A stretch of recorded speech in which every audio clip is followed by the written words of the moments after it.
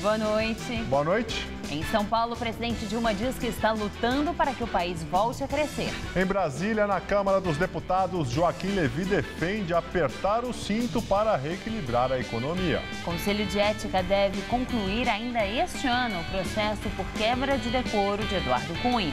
Justiça do Trabalho proíbe a Santa Casa de São Paulo de demitir mais médicos.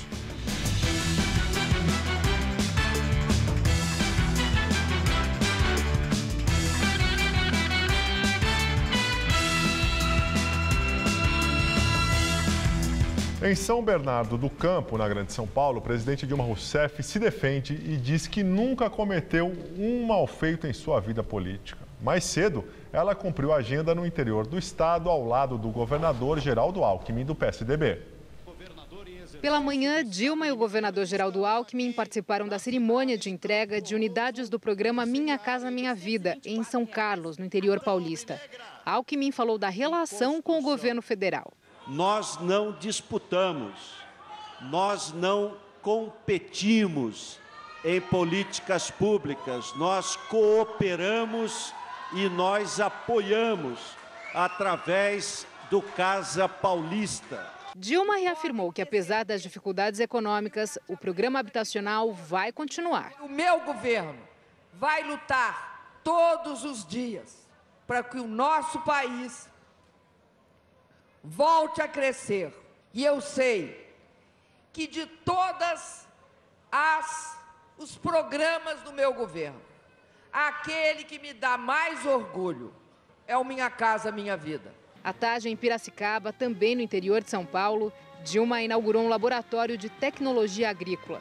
Destacou que a crise é um momento de oportunidades que não podem ser desperdiçadas. Esta é a hora de nós nos unirmos e buscarmos fazer aquelas mudanças, aquelas alterações, aquelas iniciativas, aquelas obras que vão, de fato, construir a ponte que nos levarão para um outro estágio de desenvolvimento do nosso país. No início da noite, Dilma Rousseff falou a pequenos agricultores aqui em São Bernardo do Campo. Disse que é legítimo que façam duras críticas ao governo dela, já que o país passa por uma crise econômica, mas que é golpe tentar barrar o curso da democracia. Disse que oposicionistas tentam fantasiar o golpe, dizendo que é apenas uma manifestação, mas que, se depender dela, isso não vai acontecer. E, em sua defesa, tem a própria história e falou ainda que nunca cometeu qualquer desvio na política. Jamais utilizei em meu proveito a atividade que eu exerci dignamente como presidente da República. Eu tenho certeza, e eu tenho certeza que eles tentaram. Eles buscaram encontrar alguma coisa contra mim, mas nunca vão encontrar, porque jamais cometi um mal feito na minha vida política e pessoal. O presidente da Câmara dos Deputados, Eduardo Cunha, do PMDB, diz que deve entrar com um recurso no Supremo Tribunal Federal contra as liminares que suspenderam o rito de impeachment definido por ele.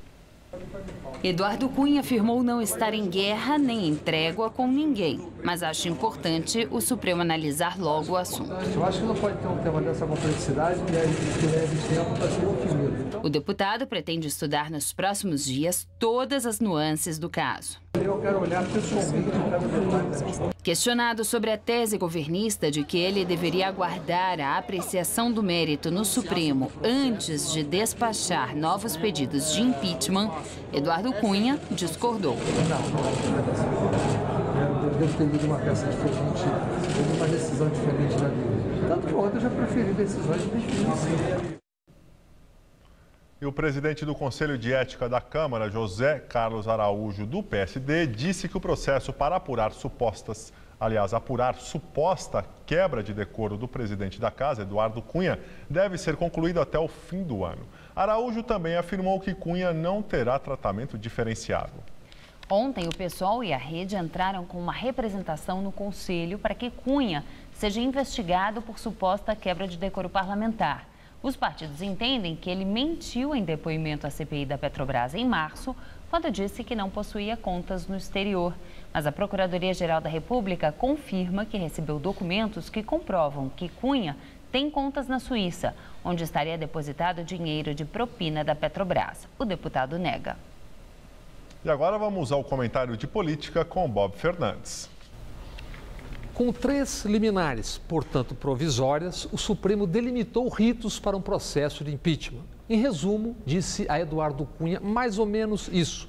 O senhor preside a Câmara, mas não pode ao mesmo tempo ser dono do campinho e da bola ou das bolas. A decisão provisória dos juízes embute e permite outra leitura. Não bastam manchetes para derrubar um governo e anular 54 milhões de votos. O ministro Teori Zavascki ensinou: em processo de tamanha magnitude institucional, impeachment, é pressuposto elementar observar a devida legalidade e não existir qualquer dúvida jurídica. Seguiram-se barulhos e silêncios nada inocentes.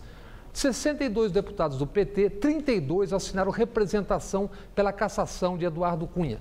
Representação ao Conselho de Ética, apoiada por apenas 46 de 513 deputados. A direção do PT se calou, alegando prudência diante de Cunha. E nem um dos 54 deputados do PSDB e 21 do DEM assinou o pedido de cassação de Cunha. Aécio Neves disse caber a Cunha se defender das gravíssimas acusações e que o foco é o PT.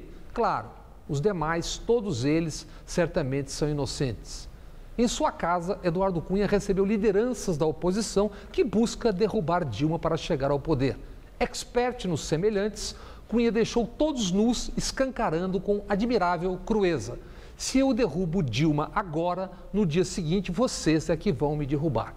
É disso, quedas ou não, que nesse momento se trata.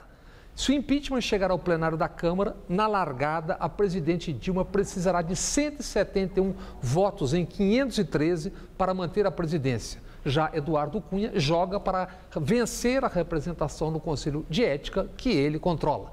Se perder e a representação chegar ao plenário, Eduardo Cunha precisará de 257 votos em 512.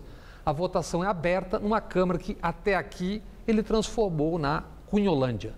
A parte disso, o Supremo Tribunal deve decidir se Eduardo Cunha será ou não investigado com base nas delações, contas na Suíça, etc. Aí são outros 500 ou outros 5 milhões de dólares. Boa noite. O vice-presidente da República, Michel Temer, afirmou que o Congresso só deve votar as chamadas pautas-bomba em novembro. Temer fechou um acordo com Eduardo Cunha e também com Renan Calheiros, presidente do Senado. As discussões sobre esses itens que podem vir a gerar despesas bilionárias para o governo já foram adiadas 3 vezes por falta de quórum na Câmara. Um dos vetos da presidente barrou o aumento de 78% aos servidores do Judiciário. Se esse item for derrubado por senadores e deputados, o governo estima uma nova despesa de mais de 5 bilhões de reais somente em 2016. O Ministério da Justiça exonerou por infrações disciplinares o delegado da Polícia Federal, Protógenes Queiroz, que comandou a Operação Satyagraha em 2008. Na época, foram presos o empresário Najnarras, o ex-prefeito de São Paulo, Celso Pitta, e o banqueiro Daniel Dantas. A Satyagraha foi anulada em 2011 pelo Superior Tribunal de Justiça. No ano passado, Protógenes Queiroz foi condenado pelo Supremo Tribunal Federal a 2 anos e meio de prisão. A pena acabou convertida em prestação de serviços comunitários e pagamento de multa. Ele foi acusado de violação de sigilo funcional quando comandou a Operação Satyagraha. O caso chegou ao STF porque, em 2010, Protógenes Queiroz foi eleito deputado federal por São Paulo. Ele não conseguiu se reeleger no ano passado. Em agosto deste ano, o STF também determinou a perda do cargo na Polícia Federal. 1/4 dos brasileiros usa ônibus como principal meio de locomoção no dia a dia. 31% passam mais de 1 hora no trânsito por dia para ir ao trabalho ou à escola. Os dados são da pesquisa sobre mobilidade da CNI, a Confederação Nacional da Indústria. Segundo a pesquisa, o tempo médio gasto no trânsito subiu 5 pontos percentuais desde 2011. Naquele ano, 26% dos entrevistados gastavam mais de 1 hora para ir ao trabalho ou à escola, contra os 31% deste ano. Nas cidades com mais de 100 mil habitantes, 39% deles passam mais de 1 hora no trânsito. Desses, 4% gastam mais de 3 horas por dia. Já nos municípios com até 20 mil habitantes, apenas 16% gastam mais de 1 hora no deslocamento diário. Os principais meios de locomoção dos brasileiros para ir ao trabalho ou à escola são andar de ônibus ou a pé. 25% usam o ônibus. 22% dos entrevistados afirmaram que vão a pé até o seu destino. Já o carro é usado como meio de transporte por 19% da população. A pesquisa foi realizada entre os dias 5 e 8 de setembro, com 2.002 pessoas de 142 municípios de todo o país. O ônibus bate em poste e deixa 10 feridos na zona norte de São Paulo. O acidente aconteceu depois de uma briga dentro do coletivo. A colisão aconteceu por volta das 8 horas da manhã na Avenida Engenheiro Caetano Álvares, no Imirim. Além de avançar contra o poste, o veículo atingiu pessoas que estavam no ponto de ônibus, na altura da rua Orense. Segundo o motorista do coletivo, ele perdeu o controle depois que um passageiro, que dizia estar com pressa, ter empurrado outra passageira sobre o volante, por estar irritado por causa das paradas nos pontos. Segundo os bombeiros, as vítimas tiveram ferimentos leves. 9 viaturas foram enviadas ao local. O ministro da Fazenda, Joaquim Levy, passou toda a tarde de hoje na Câmara dos Deputados. Ele participou de uma audiência pública sobre o ajuste fiscal. Levy defendeu que é preciso apertar o cinto para o país voltar a crescer. E também disse que sem a CPMF há riscos para o seguro-desemprego e o abono salarial. A economia brasileira se reequilibra. Ela se reequilibra numa situação muito mais segura, muito mais sustentável. Evidentemente, como qualquer reequilíbrio, onde sempre há fricções, há algum custo. E essa travessia, ela evidentemente requer esforço e às vezes até sacrifício de pessoas, de empresas. O importante nessas situações é que se faça uma travessia rápida. Eu acho que se a gente não tiver a CPMF, tem um certo risco de alguns programas importantes, seguro-desemprego, a proteção do trabalhador, virem a ter risco. A CPMF, ao proteger a Previdência Social, ela permite que o seguro-desemprego esteja protegido. É para isso que a gente quer a CPMF, para que a gente tenha dinheiro para pagar todas as responsabilidades da Seguridade Social, inclusive o abono salarial. Dólar fecha em queda de 2,08%, cotado a R$ 3,81. O recuo aqui no Brasil acompanhou os mercados internacionais, onde a moeda americana também se desvalorizou. A queda acontece depois da divulgação de dados mais fracos que o esperado para os Estados Unidos. Diante desse quadro, o Federal Reserve, Banco Central Americano, deverá adiar a alta dos juros para o ano que vem. Vendas no varejo caem pelo 7º mês seguido e têm o pior resultado para o mês de agosto em 15 anos. Os números foram divulgados hoje pelo IBGE. Foram meses planejando a reforma da cozinha, mas agora Bernardo achou mais prudente adiar. Por causa da crise, eu não sei o que vem por aí, para mim a crise está só começando. A gente não viu ainda o pior, né? Acho que o pior está por vir ainda. Então a reforma vai ficar para depois? É, para quando der. A geladeira duplex, que Carmen tanto queria, também vai ficar para depois. Essa instabilidade política e econômica aí está me deixando preocupada. Vai ficar com a geladeira velha por enquanto? Por enquanto, não tem jeito. E não é só ela. As vendas de eletrodomésticos e móveis voltaram a cair em agosto. O brasileiro também comprou menos sapatos e roupas, como Ana. Comprava mais quantidade, tinha mais necessidade, agora não. Agora eu pego mais peças clássicas, não vou muito na moda, mais peças básicas. Comprando menos roupa? Menos roupa.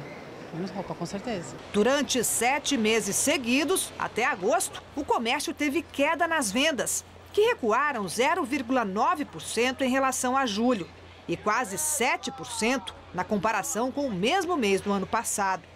O IBGE apurou que foi o pior agosto em 15 anos. Preços em alta, desconfiança. Essa crise aí a gente fica com medo, né? Não sabe o dia de amanhã. Hoje estou empregado, e amanhã? Juros altos, crédito apertado. Menos dinheiro no bolso fez o consumidor cortar o que não é essencial. Alta do dólar, a crise chegando, a melhor hora de poupar dinheiro e não posso gastar assim com videogame ainda. O lazer vai ficar um pouco para depois. Neste ano, até agosto, as vendas no varejo caíram 3%. É o pior resultado desde 2003. Mas além do tamanho da queda, o que preocupa é a velocidade com que o consumo vem diminuindo. Economistas calculam que o comércio perdeu em 8 meses o que levou 2 anos para conquistar. A Confederação Nacional do Setor já avisou que vai contratar menos gente para trabalhar no Natal. O número de temporários deve cair 20%. Casas Bahia e Ponto Frio fecharam 31 lojas no terceiro trimestre do ano. As duas empresas fazem parte da Via Varejo, empresa de móveis e eletrodomésticos do Grupo Pão de Açúcar. Segundo o balanço de vendas da companhia, o Ponto Frio encerrou as atividades de 28 lojas e a Casas Bahia de 3. A receita líquida da Via Varejo caiu 22,7% no terceiro trimestre, comparado com o mesmo período de 2014. E agora vamos ao comentário de economia com Vinícius Torres Freire. Faz 4 meses, as vendas dos hiper e supermercados caem. Estão mais de 2% menores que no ano passado. Isso até agosto, o último número disponível, que foi divulgado hoje.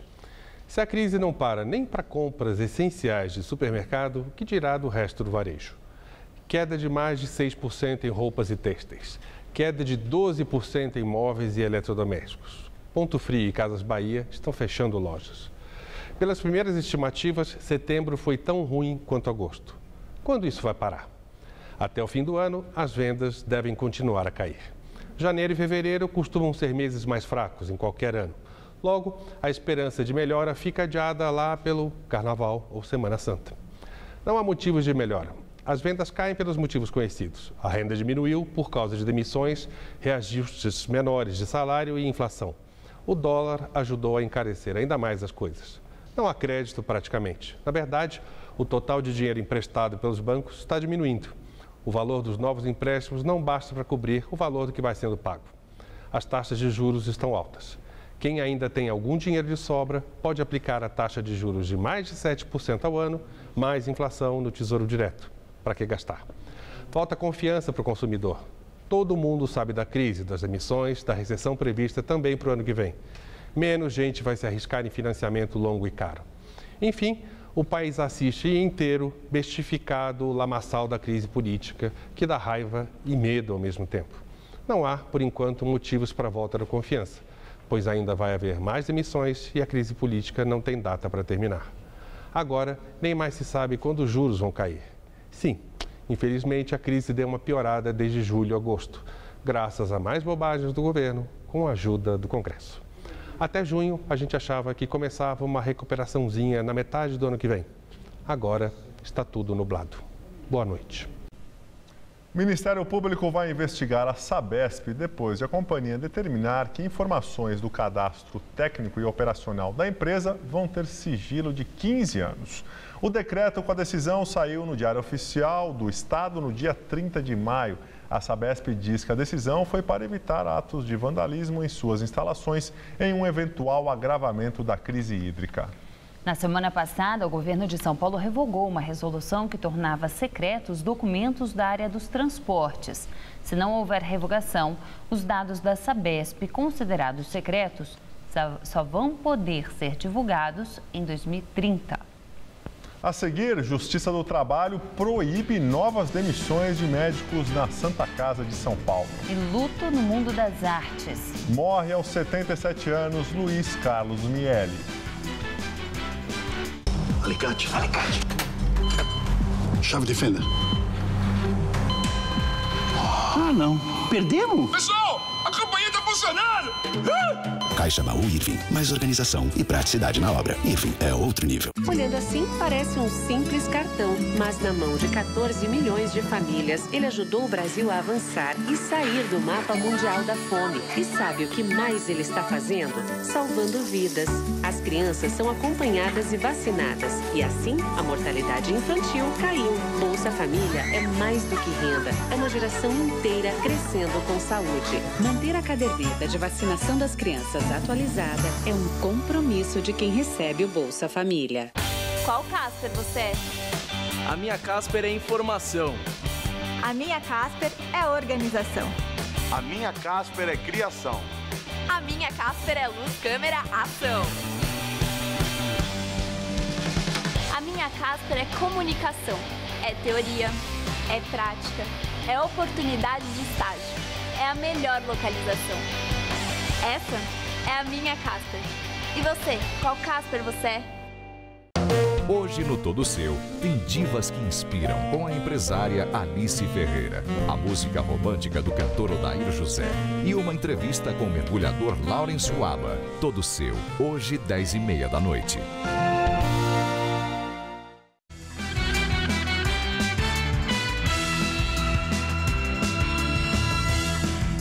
Justiça do Trabalho proíbe novas demissões de médicos na Santa Casa de São Paulo.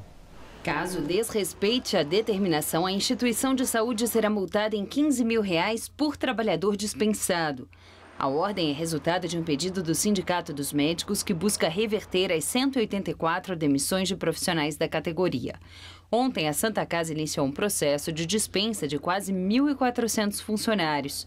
A Santa Casa afirma que os cortes visam manter a qualidade do serviço prestado e outros 9.000 postos de trabalho e que, apesar da redução no quadro de funcionários, o atendimento não será prejudicado.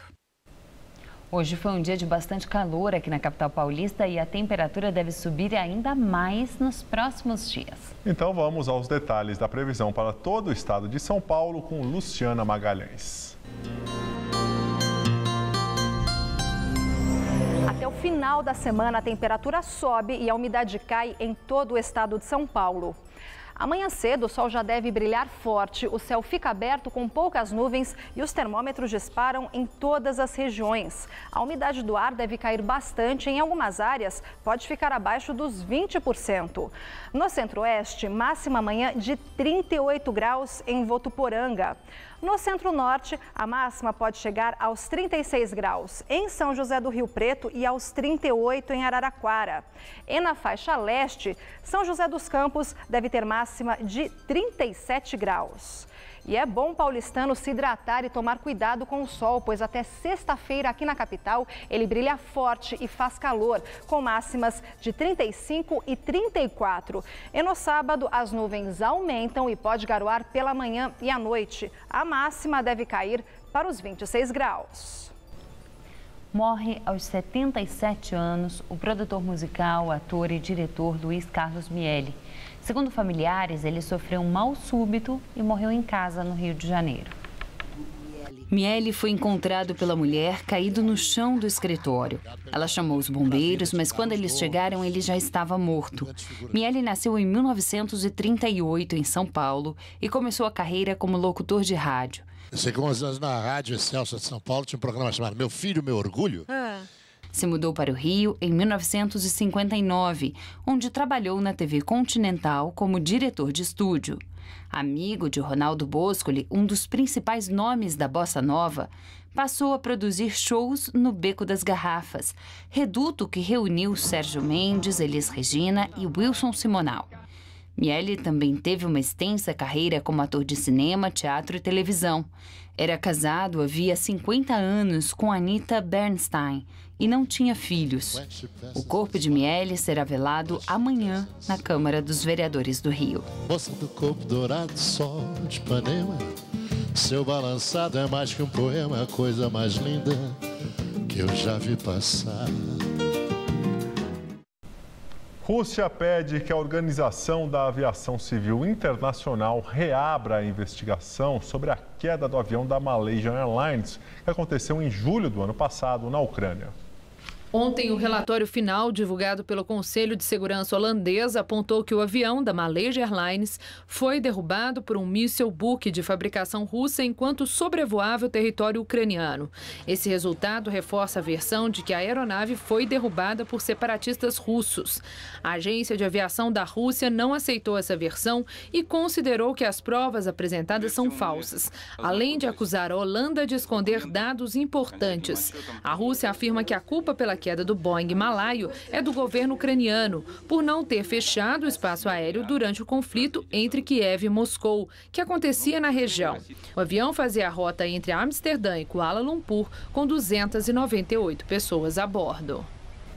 Papa Francisco pede perdão pelos escândalos que envolveram a Igreja Católica recentemente. Logo no início da audiência semanal na Praça São Pedro, Francisco pediu perdão em nome da Igreja Católica pelos escândalos recentes, mas não se referiu a nenhum caso em particular. Vi chiedo perdono. Nos últimos meses, algumas controvérsias causaram inquietação no Vaticano, o que inclui o anúncio da homossexualidade de um padre polonês que acabou sendo expulso, além do vazamento de uma carta privada enviada ao pontífice por um grupo de cardeais conservadores. Eles estariam protestando contra a forma como está ocorrendo a reunião dos bispos. A edição das 10 do Jornal da Gazeta termina aqui. Boa noite. Fique agora com o Rony Von no Todo Seu. Uma ótima noite para você e até amanhã.